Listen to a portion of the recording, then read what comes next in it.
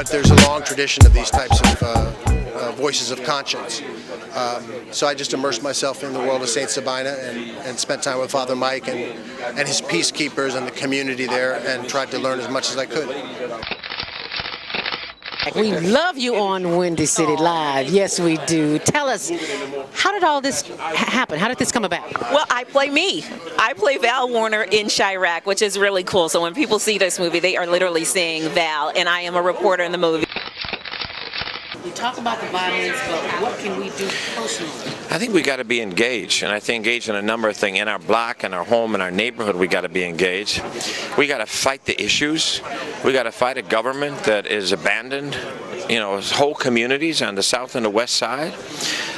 We got to fight a governor who's cut out every youth employment program, who's cut out violence prevention programs, who's abandoned our communities and the poor and the vulnerable. And I think we got to reach out to our brothers on the street and love them and respect them and help them, not just demonize them.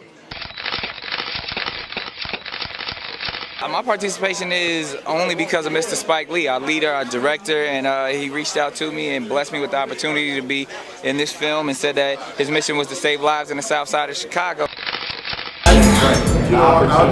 I'll just say like this. First of all, give you the history of coming to Chicago and telling my jokes as a young cat. I'm 37 now. I started about almost 15 years ago. Elroy taking me under his wing, letting me do some jokes here and there for the radio stations and all that kind of stuff. We are more than that. We are more than that. We're greater than that. And I feel like in places like this, or Chicago, or whatever you want to call it, the hood, whatever you want to call it, like, it's too much attention dwelled on the negative.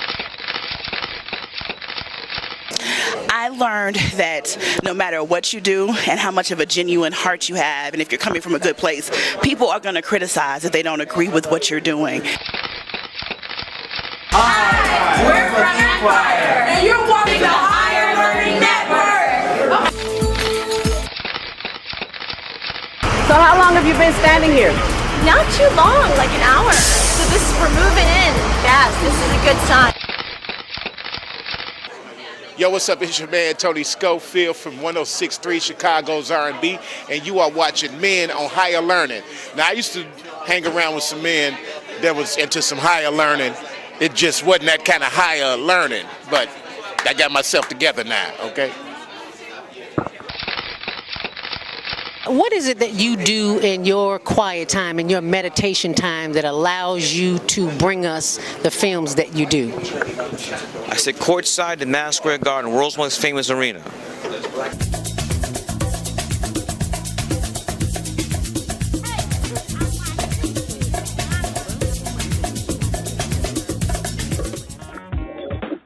Women have the power to transform this world. We can end crime and violence if we all agree to do one thing: share. Let's share our wisdom, share our time, share our talents, share our finances, but most of all, let's share our love. This is the Female Solution. Join me, Naima Latif, every morning, 7 a.m. to 9 a.m. Central Standard Time, as we bring you stimulating discussions about the issues affecting our lives. If you're listening online at www.blogtalkradio.com/the-female-solution, press the blue button that says follow and get our daily topics every morning directly to your email and your smartphone. Hi, I'm Naima Latif, executive producer of the Female Solution radio show. We invite you to call in 515-605-9325 and participate in this daily think tank as we examine the challenges we face and develop solutions that restore peace and harmony. We are global transformers, changing the world from the way it is to the way it should be. We are one. Wherever we live on this earth, we are one human family. On behalf of our team of radio hosts, I'd like to extend a greeting to all the members of our family, whenever and wherever you may be listening around the world. To our family in China, Ni Hao. In India, Namaste. In Japan, Konnichiwa. In Korea, Annyeonghaseyo. In Russia, Здравствуйте. In Germany, Guten Tag. In Poland, Dzień dobry. In France, bonjour. In Spain, hola. In Italy, ciao. In Egypt, ahlan wa sahlan. In Ghana, akwaba. In Nigeria, peleo. In South Africa, sawubona. In Senegal, nangadef. In Kenya, jambo. In Israel, shalom. In Pakistan, Afghanistan, and Saudi Arabia, assalamu alaikum. Greetings, and may peace be upon you all.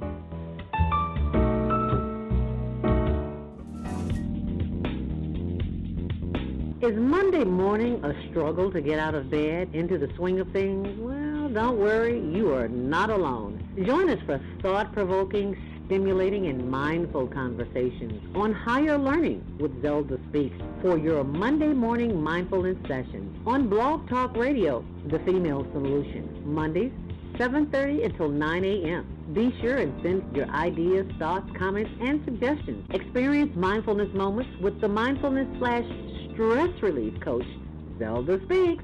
And thanks for sharing the mindfulness moment tip of the day. Stay on purpose, stay empowered, and stay tuned to your next session of Mindfulness on Higher Learning with Zelda Speaks.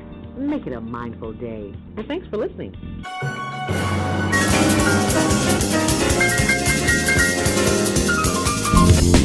Thank you for joining us today on the Higher Learning Network, which airs Tuesdays at 6, Wednesdays at 1 on Channel 19, 24/7 on the World Wide Web, higherlearningnetwork.org, and our YouTube channel, Higher Learning TV Show. Today, I almost want to call you the magic man, but really it's just energy. There's nothing magic about it. We just don't know because we haven't been. Welcome, Dwayne. Thank you so very much for joining us. I see you traveling. Where you headed to? I was just meditating, so I was outside. Okay, that makes sense. And I haven't gotten to a tree yet, but I'm working on that. Let me tell you how I met this young man. Just this past weekend, I went to a town I've never heard of, and I grew up in Illinois pretty much all my adult life. There's a little town 4.5 hours south of Chicago called Nauvoo, Illinois. Am I pronouncing that right, Dwayne? Yeah, you're pronouncing it right. I never knew it existed either. Really? Yeah. And you're in what city? I'm in Nauvoo right now. I'm still here. Oh, you're still in Nauvoo? Yeah. Oh my goodness. See, that's what I'm talking about. I did not want to leave. I did not want to leave. I wish I could have done my show there, but who knows? I'll get a chance to go back. Wow. So what's keeping you there? What's so amazing about Nauvoo? The river's right here. There's a lot of cool people right here. Yeah. That's mostly it. The people, the environment. I'm still learning a lot. Wow, you're still learning. What you taught us, and you're still learning. Well, I guess everybody can learn because there's always something. Each day brings with it an opportunity to learn. As I was saying, I met Dwayne at a spiritual retreat where, let me back up for a second. The Female Solution. I host Monday Morning Mindfulness on blogtalkradio.com, The Female Solution. And there is one of our regular listeners, Baba, Kwame Sunhorse. We call them Baba because in African tradition, the elders are treated with respect, unlike here in America. And I learned that from Dick Gregory, Baba Dick Gregory. So yeah, he's cool. Baba Kwame Sunhorse said, you need to meet this brother named Big Bay, because he knows that we work with youth. And Big Bay came on the show about a month ago, and he told me one of the things, and many things that he told me, was about so you got to go back and hear that in the archives of blogtalkradio.com/The Female Solution. When you go back and hear the conversation with Big Bay, he talked about the conscious global youth movement. And Big Bay introduced me to Dwayne Ryines. Is that Ryines? How do you pronounce it? Ryines. Right. Say it again. Dwayne Ryines. Ryines, Dwayne Ryines, just like it sounds, but with a Y. And it was a coming of the minds together of the elders and the youth. And Dwayne, when it was his turn to speak, OMG, it was as if the heavens opened up, because when this young man spoke so modest, I was like, the things that you know, I think I have a little ego. But so thank you for that lesson in getting the ego out of the way. So Dwayne, Yeah. tell us who you are, a little bit about yourself and how this experience came to be. Well, I do some hip hop music. I do conscious like rap music, and I met this guy Mac Boogaloo. He's like a great guy. He was part of who set up that whole thing. It was like him, Bigsby, and I think Susan that like set it all up. But he's been trying to get me to go to one of these events for the last few years. Oh, really? Yeah. And the stars just aligned, and I was like able to actually make it finally to one of them. And this is the last year I'm actually a youth. Oh, you know? it's Yeah. well, you still have youth features, so you're still a baby to me. Yeah. And let us give kudos to why is my ear itching? Somebody must be talking about me. Let's give kudos to Mac Boogaloo, because he's the one who arranged the interview for Big Bang. Yep. That's cool. Yeah, Mac is a good guy. Yeah, Mac is a brother from another mother. Mac is I gotta get him on here too, because he's awesome. When I first saw him, I was like, oh, okay, yeah, Mac is some kind of special. He's a real brother. Yeah, he's cool. Yeah, he's cool. So how did you come to be, when I posted the information on social media? Yeah. I said an energy with the magic man, even though this is all about energy. So I asked the question, how's your energy? How did you begin to learn about this? Yeah, this energy work. Well, I was doing the music, and like I didn't know at the time, but the type of music I was making was reprogramming my reticular activating system so that I was like seeing the reality I wanted to create. And it was really magical, because like the human consciousness is magical, and so is like quantum physics and everything, with how atoms and molecules work and how they're formed and sound and all that stuff. But anyways, like I started pushing, or actually had a conversation. Mac Boogaloo hooked me up because I had a podcast, and I had a conversation with a guy named Mustafa. And Mustafa told me in the conversation a few things, and he told me like we can influence the weather with our aura. And I was like, or he used a different word, but I like had him break it down for me, and it was basically the aura. And so he said we can influence the weather by it. And after that, I did some research, and I was playing with candles and pushing out the flames. I was like practice punching out flames with candles. And I was like, I can punch them out pretty good, but can I like push them out with each one of my fingers? And so I started like pushing the flame out on a candle with each one of my fingers. And then after that, I was like convinced that more could be done with energy. I was like, this guy's talking about I can like influence the weather, and I'm pushing out candles. And I was like, so let me get online. And I looked up online and found a guy named Trevor Seven's videos, and this other guy named Anthony Telekinesis on YouTube, and Sifuam and Johnny. Like, these guys are teaching telekinesis on the internet. So I started like seeing them do it. And so I started practicing that. And it kind of just took off from there. I started doing a lot more energy work and just studying and practicing, investing a lot of time into developing my abilities and like my understanding of how reality works. And yeah, I haven't like had anybody pass me down any knowledge who's like a cultural expert. The closest thing would be my teacher Sifuam and Johnny. Everybody else is almost self-taught, or they just knew some principles and taught theirself how to do all this energy work. Now you mentioned two names that you see. I got my pen and paper out here. Whenever I talk to you, I gotta have pen and paper. And I know that's so old school because everybody's texting and putting everything in their phone. I'm old school, baby. This is a different kind of energy right about now. Yeah. That I am not. I prefer pen and paper, and I'm just gonna leave Writing it is good. Yes, because I'm a visual learner too. And you mentioned two names: teaching telekinesis. You mentioned Trevor. What was Trevor's full name?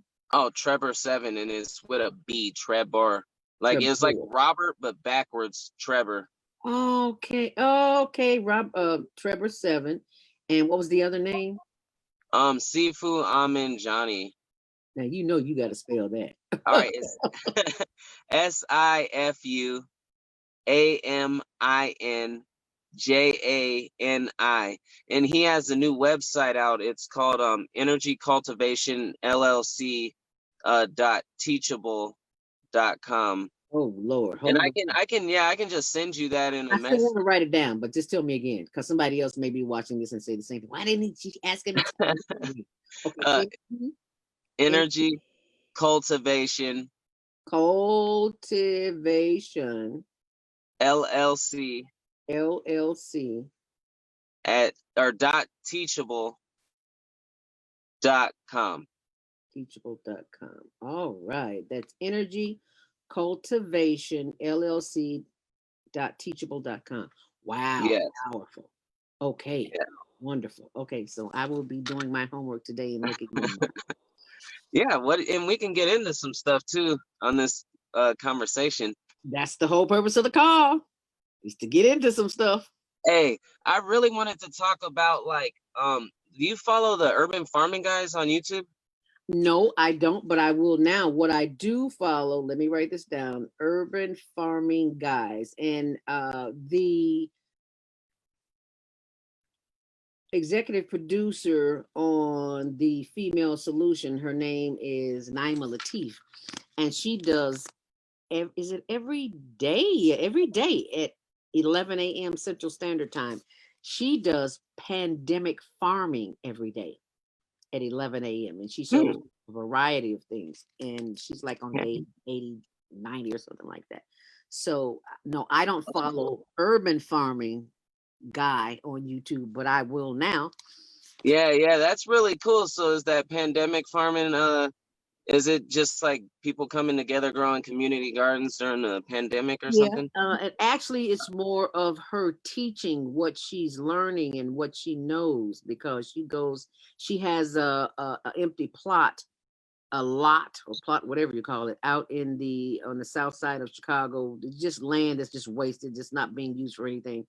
And she got a hold to the city or somebody, and she's using that in addition to her garden in her yard.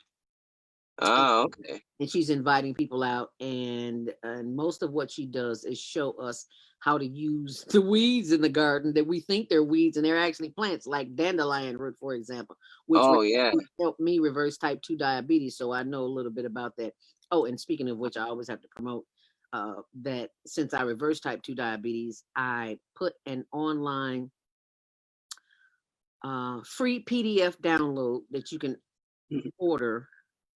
It's free at zeldaspeaks.com. So just look under resources, zeldaspeaks.com, or but higherlearningnetwork.org. It's free PDF there. If anybody can reduce diabetes, I'm getting it. Please do. Yeah, I'll grab it. That sounds really interesting. Yeah, because I was the queen of pound cake, German chocolate cake, vanilla cake, any kind of cake, cookies, pie, sweet potato, it doesn't matter. Sugar, I ate it. And as a result of that, I became diabetic. And yeah. When you read it, you'll see. But anyway, let's get back to the urban farming guy. I'm glad you're feeling better now. Oh, yeah. A whole lot better, because it's like, I am not about to leave this planet because I can't control my sugar. Yeah. So how did you become associated with the urban farming guys? I just seen their videos on YouTube a while back ago, maybe 6 or 7 years ago or something. Okay. And they just inspire me because they took over an area of Kansas City. They just started buying houses for $1. It was in a really bad area, and so none of the houses had like any appliances or pipes in it and stuff because the people were stealing stuff out of them, and like the neighborhoods were really strung out and violent. And he went over there and started buying these houses and like growing mushrooms and like farming and doing all kinds of stuff. And like now he's got the whole community over there, a whole like neighborhood of Kansas City, Missouri, that's like out of poverty and generating like millions of dollars, and they all have organic food. They got like what is it, tool banks and stuff like that where people can come and like pay like I think it's like $25 or something like that, and they can get tools and everything they need for a month and like have all kinds of stuff, 3D printer access, like all kinds of stuff. And this community is like coming up, and yeah, he's really cool, all organic and making their own products. Wow. So it's possible. And I hope someone who's watching this video will realize that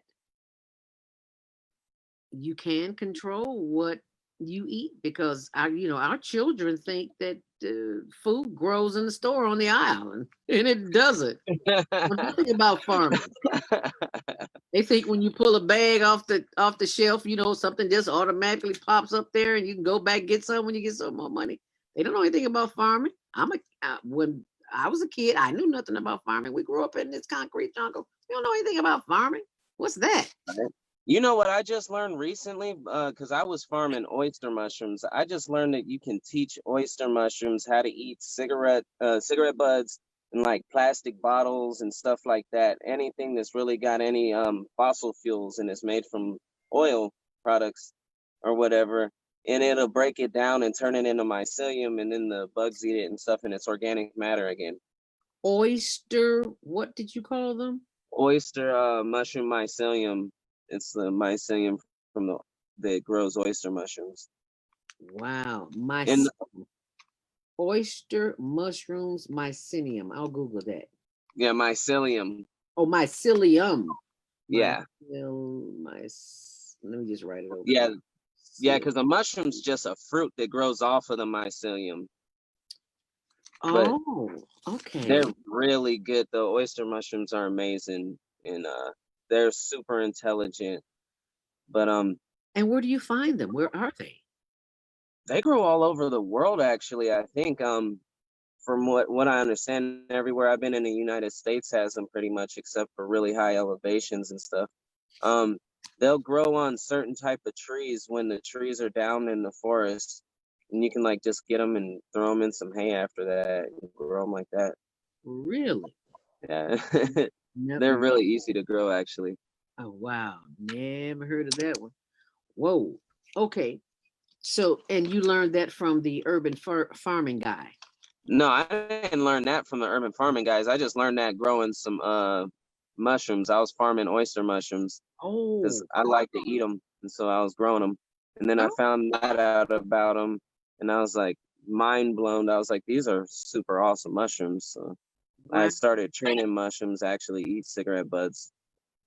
It was a while ago. I'm not farming them anymore, but it's not that hard.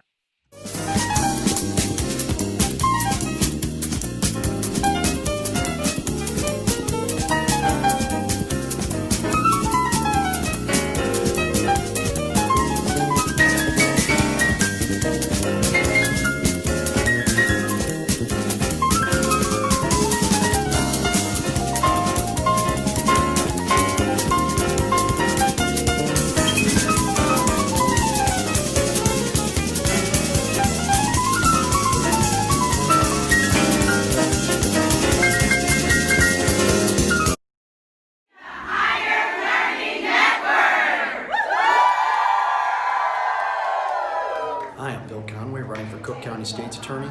You're watching the Higher Learning Network. And yeah, that would have really helped the planet. Talk about recycling. That's the #1 pollutant on the planet. And they take like, I can't remember, they say like 500 or 5,000 some years, something like that, for like a cigarette bud to break down. And with oyster mushrooms, you can break them down within a couple months.